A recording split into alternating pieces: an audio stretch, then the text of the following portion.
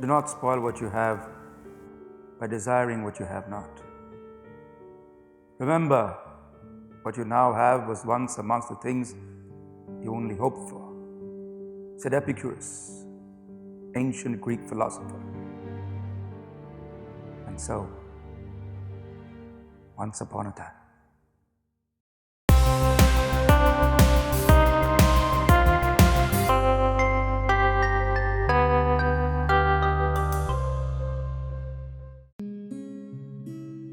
the silence was deafening. The silence was screaming for silence. The web of love and lies that people weave, and then the day when it all comes to light, it's a lot of shouting, harsh words thrown at each other, accusations, insulting barbs, and then silence.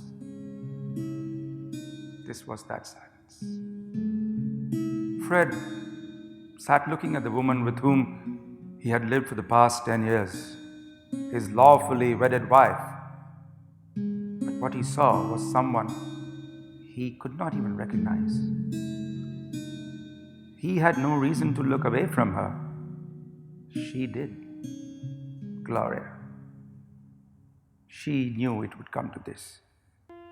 But then life had thrown her this one last chance, and she had to take it. You do know that the dream machine does not work twice for the same person. If you get it wrong, there is no coming back to this marriage, Gloria. You really want that? Fred spoke in a quiet tone, now that all the shouting was done. Gloria took a deep breath and spoke with all the composure she could gather. Fred, you're everything that a woman would want. But you're not everything I want. I loved Michael. Always have. And now this dream machine gives me the chance to relive the one dream that I want most. And I want that dream. I know you don't have the money. I have saved enough money and I can pay the dream makers for my own dream. Do you know how the dream machine works? Fred was almost accusing her of being careless and thoughtless once again. Yes, I've done my research. You get one shattered dream to mend, and I want the dream I had of being with Michael to be mended. I fought with him, moved away from him, over something really petty, and I've missed him every day. I cannot let that one chance go. Fred could not stop the tear from escaping his eyes. He was shocked. He was shocked that she did not love him like he had imagined all through his marriage. What was worse, now she wanted to make use of this new invention that mended a shattered dream and correct her one dream. But what about him? What about his dream?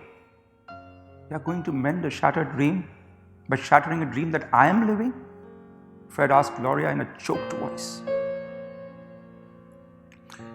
Don't make this more difficult than it's already for me, Fred. It's been a tough decision for me. The machine will go back to the time when Michael and I parted and warned me not to fight. I hope that means that we end up together. It's a big chance I'm taking.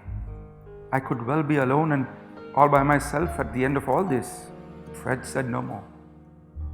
He stood up from the couch and walked out of the house.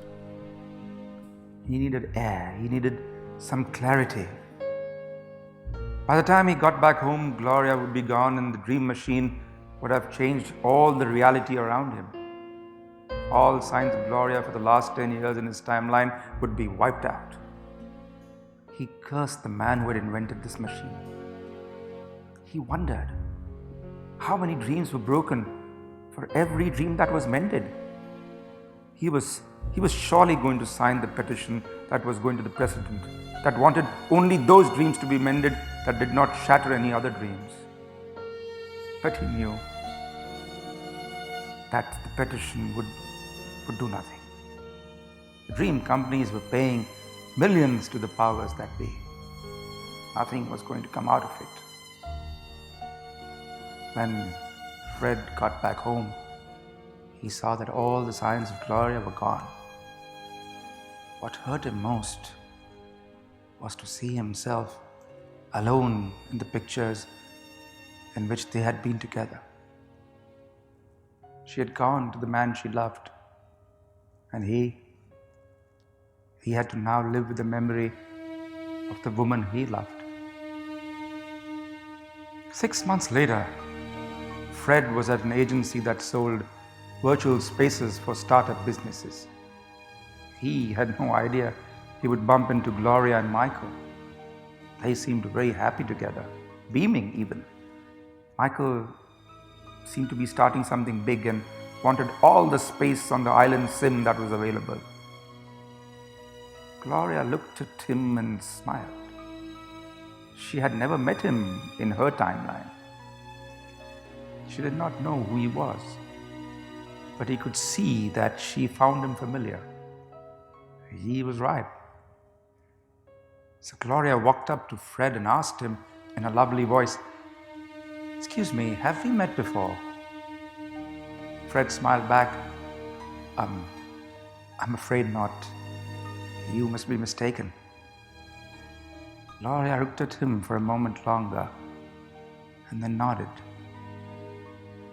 "I must be mistaken. Wait a minute, have we not met at the Dream Machine? I thought I saw you there." Fred could feel a lump in the throat. I could never afford a dream machine. I realized that a dream is nothing but a reality that refuses to change. And so I changed my reality.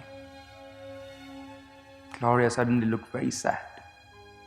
"That's a beautiful thing to say," she said. "Beautiful.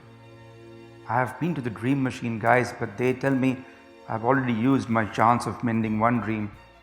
According to the rules, they won't tell me what my reality was before that dream, but when you said what you did, I felt you touch something inside me." Fred smiled. When you shatter one person's dream to make your dream, a bit of that nightmare always follows you. Fred could say no more, and he walked away. Gloria couldn't understand why, but she began to sob.